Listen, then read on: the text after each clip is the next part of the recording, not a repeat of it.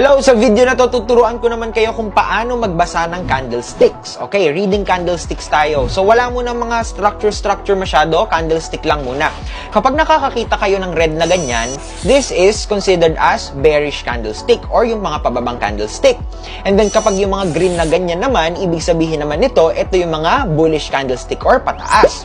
So, paano ba nagmo-move si market? So, fokusan natin siya ngayon. Okay, ilapit natin siya kay 1 minute. Tingnan natin kay 1 minute para mas maganda.